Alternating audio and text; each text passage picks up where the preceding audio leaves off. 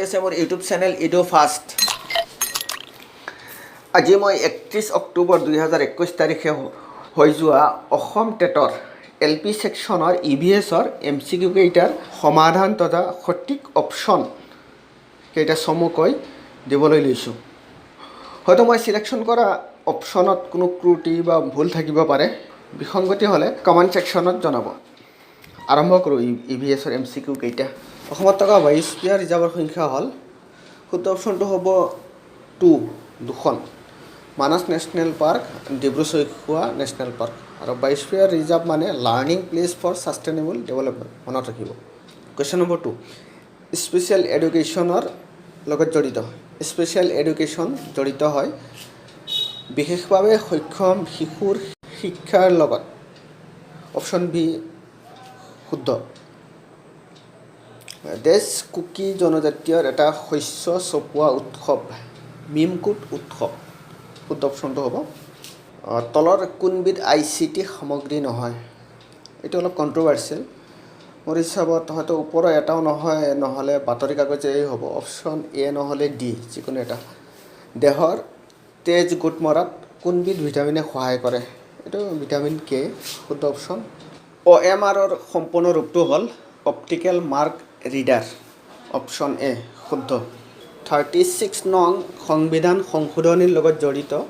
এইটো হ'ব ছিকিম। শক্তি পিৰামিডত কি দেখা যায়? এইটো শুদ্ধ উত্তৰটো হ'ব এটা খাদ্য জগতৰ পৰা আন এটালৈ গতি কৰা শক্তিৰ পৰিমাণ। তলৰ কোনবিধ বেমাৰ খুচৰা বেমাৰ নহয়? এইটো জেপেথেলমিয়া, চকুৰ বেমাৰ হয়, এইটো খুচৰা নহয়। কুৱেশ্যন নম্বৰ 10, তলৰ কোনবিধ উন্নত জাতৰ ধানে 2 সপ্তাহ পৰ্যন্ত জীয়াই থাকে আৰু বানপানী সহনশীল জাত হিচাপে উন্নীত কৰা হৈছে? শুদ্ধ অপশ্যনটো হ'ব বি, বীনা ধান 11 নম্বৰ প্ৰশ্ন, জৈৱিক সাৰে হ্ৰাস কৰিব পৰা প্ৰদূষণ হ'ল? শুদ্ধ অপশ্যনটো হ'ব ওপৰৰ আটাইকেইটা। বায়ু, মাটি আৰু পানী প্ৰদূষণ হ্ৰাস কৰে জৈৱিক সাৰে। 2021 লোকপিয়ল অনুসৰি অসমৰ শিক্ষিতৰ হাৰ, মহিলা শিক্ষিতৰ হাৰ 66.27%।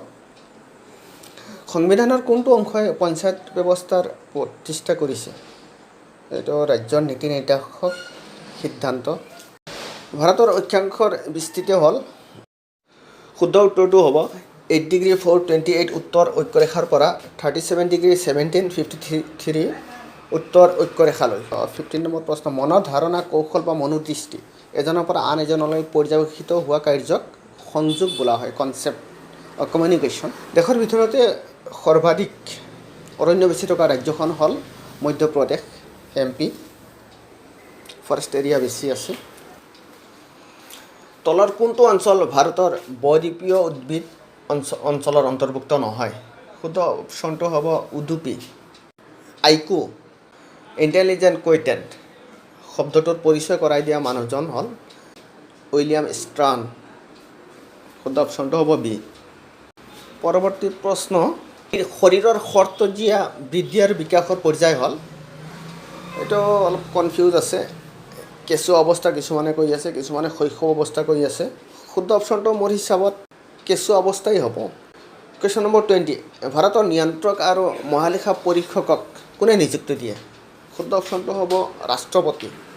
ৰাষ্ট্ৰপতিয়ে নিযুক্তি দিয়ে নিয়ন্ত্ৰক আৰু মহালেখা পৰীক্ষকক। ভাৰতৰ সংবিধানে কোন ধৰণৰ নাগৰিকত্ব প্ৰদান কৰে? একক নাগৰিকত্ব। শুদ্ধ অপশ্যনটো হ'ব এ। অশোক মেহতা কমিটিত ৰিকমেণ্ডেশ্যন মতে কি প্ৰতিষ্ঠা হৈছিল? এইটো হ'ব মণ্ডল পঞ্চায়ত। চিপকো আন্দোলন আৰম্ভ হোৱা ঠাইখন হ'ল উত্তৰাখণ্ড। চিপকো আন্দোলন আৰম্ভ হৈছিল 1973 চনত উত্তৰাখণ্ডত প্ৰথমতে। ৰাজ্যৰ ৰাজ্যপালজনক নিযুক্তি দিয়াৰ আগতে কাৰ লগত আলোচনা কৰা বাধ্যতামূলক? ভাৰতৰ উপৰাষ্ট্ৰপতি, ৰাজ্যৰ মুখ্যমন্ত্ৰী, বিৰোধী দল, ওপৰৰ এটাও নহয়। শুদ্ধ অপশ্যনটো হ'ব ৰাজ্যৰ মুখ্যমন্ত্ৰীৰ লগত আলোচনা কৰিব লাগে ৰাজ্যপাল এজনক নিযুক্তি দিয়াৰ আগত। তলৰ কোনখন নদীক সৰহ বিহাৰৰ চকুপান বুলি কোৱা হয়? শুদ্ধ অপশ্যনটো হ'ব কোশী, বি অপশ্যন। সেউজ বিপ্লৱৰ প্ৰধান গড় দেউতা কোন আছিল? এটা শুদ্ধ উত্তৰটো হ'ব MS স্বামীনাথন। তলৰ কোনবিধ যন্ত্ৰৰ সহায়ত ধানৰ আৰ্দ্ৰতা জোখা হয় এইটো মোৰ মতে মইচাৰ মিটাৰ হ'ব বাকীকেইটা নহয় কুৱেশ্যন নম্বৰ 28 কিট প্ৰট'কল কিহৰ লগত জড়িত এইটো জলবায়ু পৰিৱৰ্তন হ'ব এনচাৰ অপশ্যন নম্বৰ চি গলিত ধাতুৰ পৰা নিৰ্গত হোৱা ভাস্পক কি কোৱা হয় এইটো answer C option C fume বোলা হয় আজিৰ শেষৰটো প্ৰশ্ন তলৰ কোনবিধ কৌশল অৱচেতন মনৰ কাৰ্যসমূহ জানিবৰ বাবে উত্তম কোনটো কৌশল এইটো অলপ কণ্ট্ৰভাৰ্চিয়েল হয় মোৰ হিচাপত কেছ ষ্টাডিজ হ'ব লাগে এয়া আছিল হৈ যোৱা অসম টেটৰ LP ছেকশ্যনৰ EVS-ৰ সম্পূৰ্ণ MCQৰ লগতে উত্তৰ আশা কৰোঁ ভিডিঅ'টোৰ জৰিয়তে যিসকলে এক্সামত বহিছিল টেটত সেইসকলৰ EVS-ত পাবলগীয়া মাৰ্কৰ এটি আভাস পাব অপশ্যনৰ সঠিকতা নিৰূপণত সহায়ক হ'ব নিশ্চয় আপোনালোক কিছু উপকৃত হ'ব পৰৱৰ্তী মোৰ ভিডিঅ'বোৰ চাবলৈ অনুৰোধ জনালোঁ ধন্যবাদ